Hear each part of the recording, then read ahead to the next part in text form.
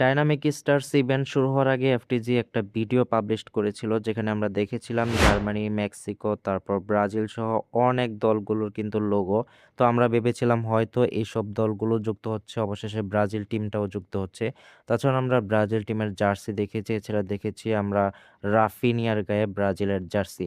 তো এসব দেখে আমরা হয়তো ভেবেছিলাম যে ব্রাজিল দলগুলো অবশেষে এই ইভেন্টে যুক্ত হতে যাচ্ছে, বাট কবে শিওর যুক্ত হবে কিনা সেটা আলোচনা করব এবং এখনো কেন যুক্ত হচ্ছে না সেই বিষয়টাতে পরিষ্কার করে দিব। তো যারা নতুন রয়েছে চ্যানেলটা অবশ্যই সাবস্ক্রাইব করে দিবা, ফেসবুক থেকে দেখে থাকলে অবশ্যই পেজটা ফলো দিয়ে রাখো। আর এই যে সব ডাইনামিক স্টার ইভেন্ট, এই ডাইনামিক স্টার ইভেন্টের যে প্লেয়ারগুলো রয়েছে এসব প্লেয়ার নিতে হলে তোমার কিন্তু সিজন পাস আনলক করতে হবে, তাহলে কিন্তু বেশি নিতে পারবে। তো সিজন পাসের জন্য আমি আছি তোমাদের পাশে। সো বন্ধুরা, শুরু করা যাক আজকের এই ভিডিওটির মূল যে বিষয়টা, সেটা হচ্ছে যে ব্রাজিল টিম কেন যুক্ত হচ্ছে না। যেহেতু আমরা ওই ভিডিওটাতে দেখেছিলাম, তো ব্রাজিল টিম সহ অনেকগুলা দলের লোগো দেখেছিলাম। সো বাট এখনো কেন যুক্ত হচ্ছে না, তো মূল যে বিষয়টা সেটা হচ্ছে যে এই যে টিমগুলো দেওয়া হয়েছিল, তো এইসব টিমগুলো দেওয়া হয়েছে শুধুমাত্র এই ডাইনামিক স্টার ইভেন্টটাকে কেন্দ্র করে। তোমরা যদি এখানে দেখো যে ডাইনামিক স্টার ইভেন্টে মোট 40টা প্লেয়ার দেওয়া হয়েছে। তো 40টা প্লেয়ার কিন্তু 40টা দেশের, মোট 48টা দেশ কিন্তু এবার বিশ্বকাপে খেলতেছে, বাট এখানে কিন্তু 40টা প্লেয়ার দিয়েছে। আর বাকি 8টা প্লেয়ার কেন দেওয়া হয় না, এটা তোমাদের অনেকের প্রশ্ন থাকতে পারে। সেটা হচ্ছে যে ওই যেই প্লেয়ারগুলো রয়েছে, ওই প্লেয়ারগুলো যেই ক্লাবে খেলে বা যেই দেশে খেলে, ওই সব দেশ বা ক্লাবের সাথে এফটিজি চুক্তি না থাকার কারণে ওই 8টা প্লেয়ার কিন্তু এই ইভেন্টে দিতে পারে নাই।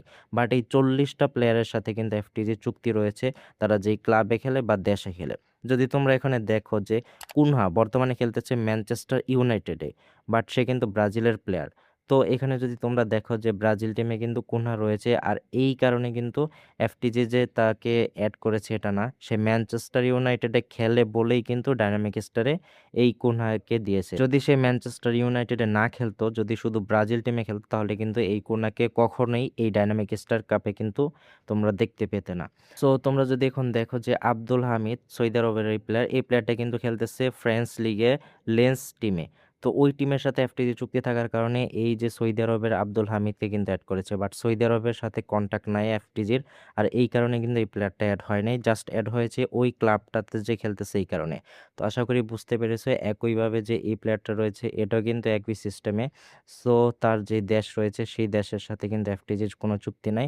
তো ক্লাবের সাথে চুক্তি থাকার কারণে কিন্তু এই প্লেয়ারটাও অ্যাড করেছে। সো আশা করি সকলে বুঝতে পেরেছো বিষয়টা, কেন অ্যাড করেছে আর কেন 8টা প্লেয়ার অ্যাড হয় নাই। আর এখনো কিন্তু কোনো চুক্তি হয় না ব্রাজিল কিংবা জার্মানি টিমের সাথে।